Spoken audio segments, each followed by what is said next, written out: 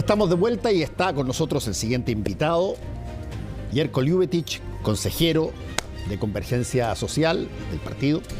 Muchas gracias por estar acá, Jerko. Gracias a ustedes, buenas noches. ¿Tú quieres preguntar, Francisco? Sí, yo quiero preguntarle si ya los dados están echados en este proceso.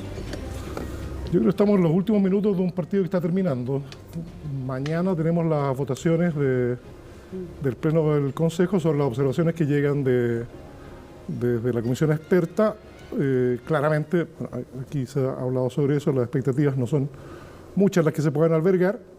Está la posibilidad de que se constituyan comisiones mixtas en algunos temas que tengan la votación suficiente y no sean aprobados, pero probablemente sean sobre temas de aquellos que no están en lo que se ha definido por ellos, por la misma mayoría circunstancial, en el corazón del proyecto. Así es que creo que muy poco después de eso vamos a poder decir que ya está más o menos los echados. Este es un partido en el cual ya el resultado prácticamente podrá cambiar el marcador, pero no el resultado, como dicen los relatores deportivos. Es decir, en el fútbol y en la política siempre va a haber un gol de última hora. Por eso yo lo que he aprendido, viejo sí, pero he aprendido que en política nunca hay que decir que algo es definitivo hasta que ocurre. Pero si hablamos de las perspectivas, claramente no se ven muy quiero preguntarle a propósito de una una frase que dijo el presidente Boric en el proceso anterior, que dijo: cualquier constitución es mejor que la escrita por los 4 generales. ¿Lo interpreta usted esa frase ahora en este nuevo proceso? Yo creo que me interpretó en su momento. De hecho, muy personalmente, porque yo soy parte de una generación que nació a la política en la lucha contra la dictadura y que significaba, entre otras cosas, cambiar la constitución que se fue impuesta el año 80 por el fraude y la represión. Y eso ha sido parte importante de lo que hemos hecho muchos como yo, muchas como yo. Pero claramente queremos cambiar la Constitución, pero no por una peor. Eso es evidente. Entonces, claro, yo quiero una Constitución escrita en democracia, pero que sea, no puede ser algo peor que lo que... ¿Y esta es peor que lo que hay? Sin duda. A nuestro juicio tiene un conjunto de retrocesos, pero sobre todo está lleno de riesgos, de apertura de procesos de incertidumbre, es decir, de hacer lo que no debe ser una Constitución, que es fijar más o menos consensuadamente las reglas de convivencia democrática. Le dejó una pregunta a Javier Macaya. Le dejó así de regalo una pregunta.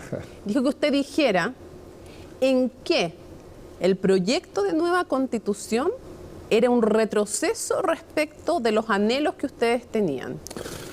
Bueno, para empezar, porque podríamos hacer una lista importante, pero yo creo que lo más relevante es... Más que de los anhelos de la Constitución actual. Sí, o sea, claro. En relación a eso nos Es decir, referimos. es evidente que a la esta Constitución, con todos los problemas que tiene, por ejemplo, ya, hemos podido abordar un debate relativo a transformaciones importantes en materia de salud, derechos sociales en general, salud, seguridad social. En estas cuestiones se han impulsado reformas, hay una reforma en curso en materia de seguridad social. Era el marco de básicamente los silencios de la Constitución actual. Esto es un retroceso desde ese punto de vista, en la medida en que esos silencios son reemplazados por la imposición de un modelo específico, que es, en el caso de la salud, el modelo de la ISAPRE, en el caso de la seguridad social, el modelo de la AFP, con otros nombres, probablemente con otras presentaciones, pero se fija un modelo específico, representativo de un sector de la sociedad, y no se deja, como era la propuesta del anteproyecto, habilitar la cancha para que discutamos, en el contexto democrático, político-democrático, cuál es el modelo que mejor puede resolver estos problemas. Que fueran, lo discutían en el Parlamento y hacían reformas constitucionales. ¿Cómo que ellos pueden hacer...? No, dijo que se podía seguir discutiendo en el Parlamento, pero haciendo reformas constitucionales. Ah, bueno, pero lo que una pasa vez que... aprobada, si se aprobaba el Sí, lo que pasa es que lo que tenemos que tener una Constitución que acoja esas posibilidades, habilite ese debate democrático, que no parta sobre la base de establecer ventajas para las posiciones de un sector. Nosotros, y por eso siempre apelábamos al espíritu del anteproyecto, a las perspectivas del anteproyecto, no para fijar las cosas como estaban en el anteproyecto, pero más o menos seguir el espíritu que se logró allí, que es una construcción de ingeniería política muy interesante que, entre lo que dice y no dice, habilita efectivamente la cancha para que nadie parta con ventaja y pueda plantear sus programas a la ciudadanía, también a que se avance en una dirección o en otra. Lo que hace esta propuesta, y en ese sentido es claramente un retroceso, es que cercena esa posibilidad, mutila la posibilidad de que determinados puntos de vista que puedan sostenerse por otros sectores políticos o de la sociedad tengan espacio en esa discusión. Jerko, hace que algunos partan con ventaja. Jerko, lo que las encuestas están empezando a decir, que la gente está mayoritariamente pensando en rechazar. ¿Tú lo ves eso como que no les gustó, por ejemplo, que estuviera muy presente los temas que tú acabas de decir? ¿O la verdad es que después de todo este proceso por aquí y por acá, una mayoría de personas puede estar pensando, ¿sabéis que es mejor diablo conocido que un diablo por conocer? A ver, yo creo que pueden haber esas cosas y varias otras. Es difícil desglosar esta mayoría que se mantiene en torno al rechazo. Yo creo que en alguna parte importante probablemente esto sea fortalecido por básicamente las enmiendas identitarias de republicanos. Creo que eso generó un malestar importante. Creo que viene además de arrastre un desinterés, por llamarlo como positivo, digamos, o no tan negativo frente a este proceso. De hecho, yo creo que todos quienes estamos en este proceso hemos visto desde el día 1 que este se ha desarrollado en un contexto bastante hostil, ¿sí? de desinterés, de desconfianza muchas veces. Y hemos dicho y dijimos del día 1 que el único modo de romper efectivamente ese malestar, ese sentimiento ciudadano, era que tuviéramos la capacidad de mostrar y ofrecer a la ciudadanía una propuesta con un acuerdo transversal, que eso le hiciera sentido a las personas y dijeran, mira, bueno, aquí hubo un acuerdo desde republicanos a comunistas, bueno, esto tendrá algún sentido, y eso a nosotros nos parece que no garantizaba, pero generaba condiciones bien interesantes de poder revertir esta situación ¿Eso fue una farra? rechazo. ¿Se farrió ese momento? Yo creo que, mira, yo creo que hay que decir que independientemente de la opción que uno vaya a tomar, el rechazo a un segundo proceso no es bueno para Chile. Creo que en eso debemos coincidir. Nadie debiera estar contento de que eso ocurra. Creo que somos un país que ha tenido una alternativa, una posibilidad que otros países no han tenido, que es que una crisis social de una envergadura tan importante como la que tuvimos tuviera un cauce político a través de dos procesos. Si esos dos procesos fracasan, evidentemente no va a ser bueno para la política. Creo que va a haber un ahondamiento de la brecha evidente que existe entre ciudadanía y política. Y creo que eso no es que sea malo para la izquierda, es malo para la democracia. Muy cortita una pregunta, pero ¿usted el acuerdo transversal lo considera como necesario estratégicamente para que se apruebe, o el acuerdo transversal es porque tiene una convicción de que una constitución requiere un acuerdo transversal? No, primero por una convicción. Las constituciones deberían ser un marco compartido de convivencia. Y en ese sentido creo que precisamente si esta propuesta hubiera tenido esa característica, hubiera generado condiciones mejores para su aprobación. Pero es primero, evidentemente, tenemos una concepción de la Constitución como un lugar donde todos cabemos, sin duda. Lo que pasa es que en esta última reflexión es ineludible hacerte una pregunta más política personal. Defendiste, como muchos de nosotros, la legitimidad democrática de una pasada mayoría para imponer sus términos en un debate constituyente. Votaste a prueba, como muchos de nosotros, sabiendo, sin embargo, que una minoría había sido completamente excluida del debate.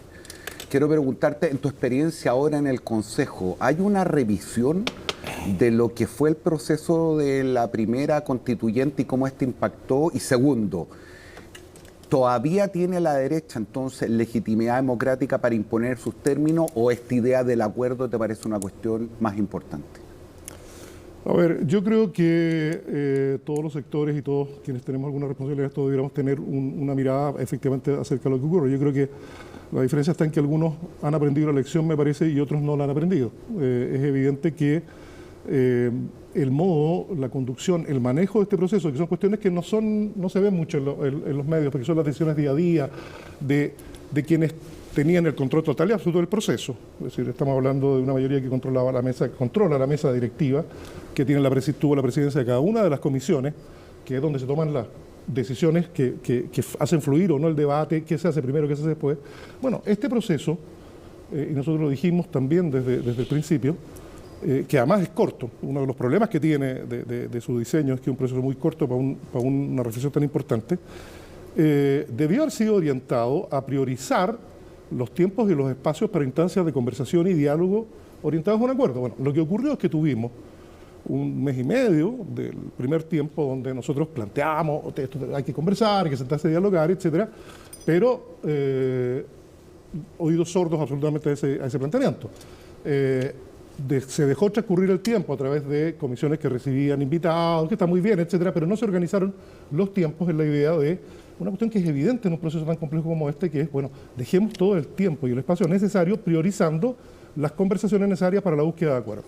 Esto recién se vino a dar, como ustedes saben, de un modo muy poco adecuado, los últimos días de la primera parte del proceso, que fue este trabajo de las comisiones, donde a instancias del bloque de Unidad para Chile, porque quiero decirles que cada una de los pocos espacios de conversación que se generó, 4 mesas temáticas donde se armaron pequeños grupos para buscar acuerdos en los asuntos que abordaban las comisiones, la mesa esta central que fracasó esa madrugada de ese último día, todos esos espacios surgieron por la insistencia y la convicción nuestra de que eso tenía que realizarse. Y a contrapelo de la voluntad de la mayoría, logramos esos espacios que finalmente no fructificaron. Entonces, todo me hace decir que aquí hay gente que no aprende la lección y que efectivamente quieren hacer lo que trató de hacer esa convención, como se dice ahora, probablemente con corbata, en un ambiente mucho más austero. Hay que reconocer que tenemos una convivencia razonable, que es importante decirlo, pero en el fondo aquí hay una pasada de máquina de una mayoría circunstancial sobre una minoría. Oye, Yerko, nosotros dos somos mucho más viejos que todos los demás. Y te quiero hacer una pregunta. No, se quedó muy contento. Y te quiero hacer una pregunta en ese entorno, porque yo viví el auge de las juventudes de los partidos en el enfrentamiento contra la dictadura.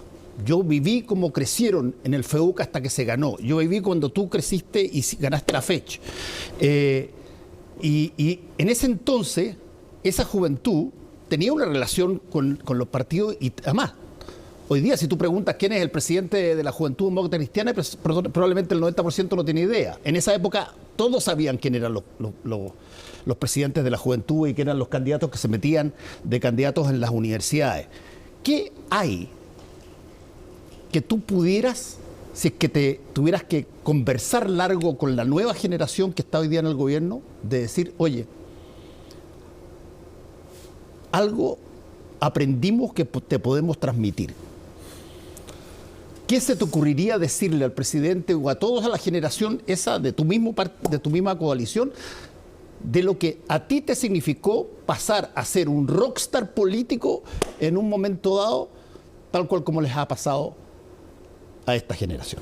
Bueno, entre otras yo diría un par que yo creo que han sido bastante aprendidas y donde probablemente la gente que venimos de tiempos anteriores y nos hemos integrado a esto que en mi caso del Frente Amplio y Convergencia Social, lo hemos planteado, que yo creo que está bien recogido, el presidente en particular es muy enfático al respecto. Uno es el tema de no pensar que todo nace con una generación, que es una propensión que siempre ha habido.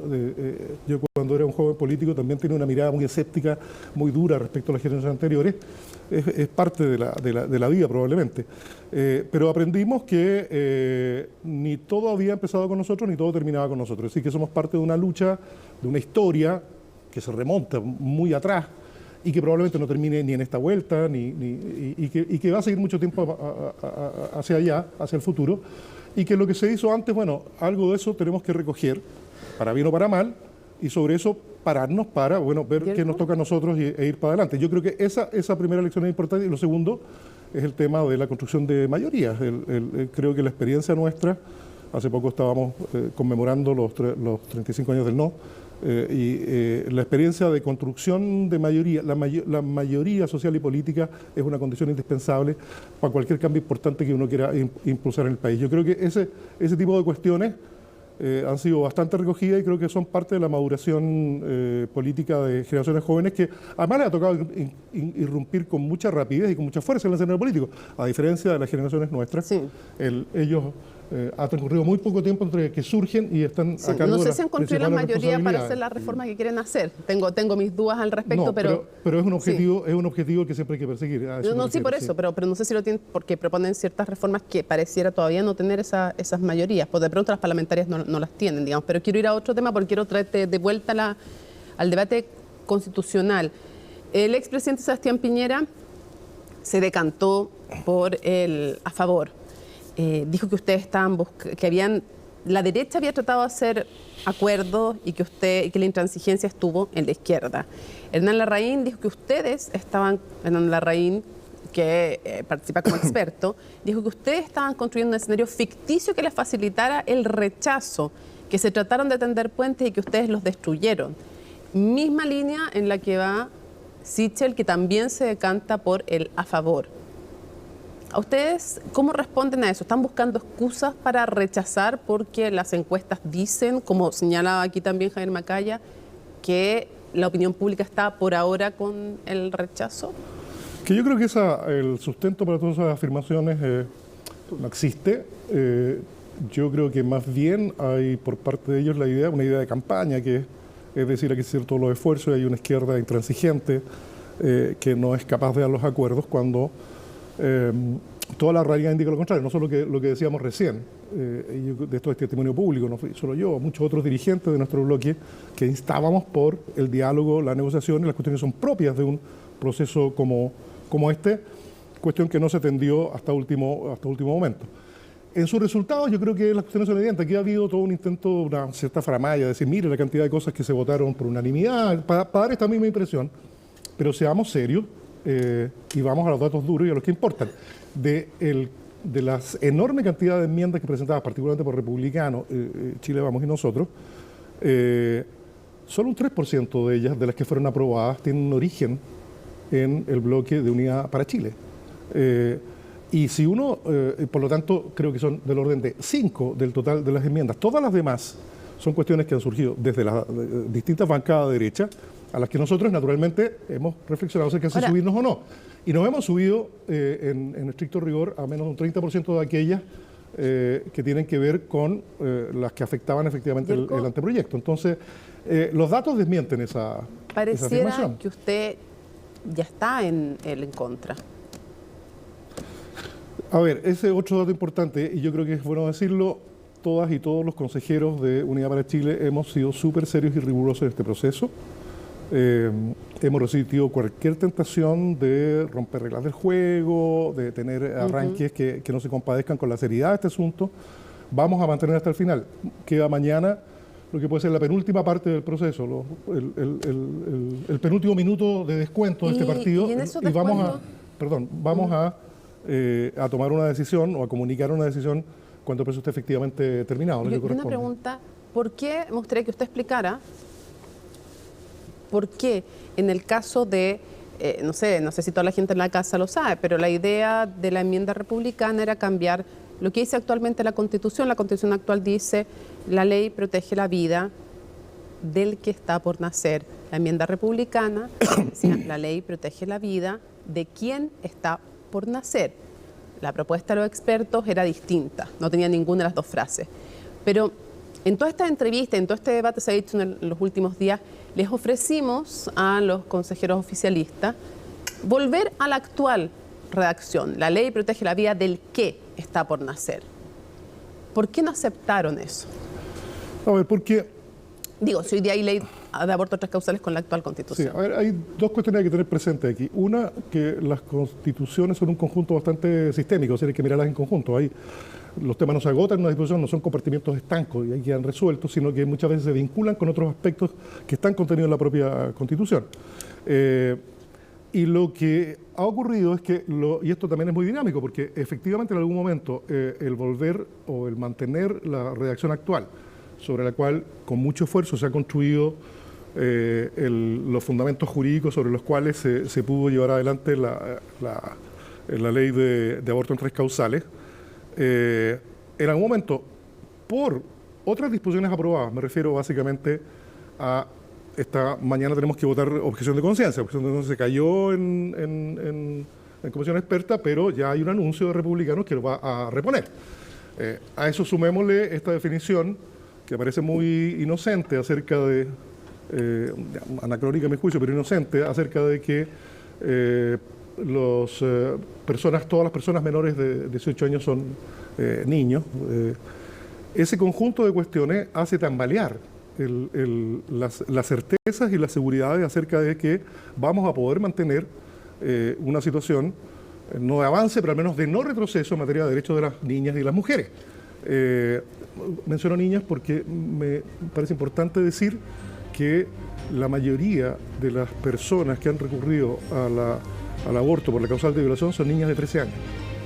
Entonces, es así de dramático el problema. Nos queda muy poco tiempo, pero... Perdón, entonces, si ese conjunto de disposiciones sumadas, más las declaraciones de quienes tienen hoy día la mayoría circunstancial de que van a ir sí o sí contra la ley de aborto de 3 causales, naturalmente hace que lo que ayer producía confianza, que es que mantener la redacción actual era suficiente, naturalmente en este análisis dejó de serlo y por lo tanto aparecieron todas las alternativas presentadas como insuficientes para que no hubiera un retroceso, entre otros, que estábamos citando en materia de derechos. Se nos fue el tiempo, se nos fue el tiempo, pero solamente quiero el titular de saber qué tiene que pasar para que ustedes cambien el voto que es evidente que ya tienen, que es el voto en contra. ¿Qué tiene que pasar? ¿Cuáles son las alternativas? Porque si no, el partido ya está jugado, ya tiene el resultado. Se ve muy difícil, pero a ver, si me preguntaran en un mundo ideal qué debería ocurrir, si pudiéramos en el escaso tiempo que queda, con la escasa intensidad que queda, volver sobre algunos temas que están y aceptar que todos conversemos sobre el corazón de la Constitución. A mí lo que me preocupa es que Luis Silva y otros voceros termina la reunión la votación del Consejo de Expertos y dice estamos satisfechos porque se ha mantenido el corazón del proyecto que ellos impusieron en ¿Pero usted podría presentar una lista de 10 cosas que habría que cambiar y con eso aprueba? Es que lo de la lista es engañoso, porque cuando digo, por ejemplo, Estado Social de Derecho, te digo, y me dicen, no, pero bueno, si lo devolvimos al artículo primero, pero lo devolvimos al artículo primero debajo de muchas otras consideraciones, deslavando, en materia de lenguaje constitucional hay que saber que, hay que decirlo aquí, no importa solo lo que se dice, sino dónde se dice.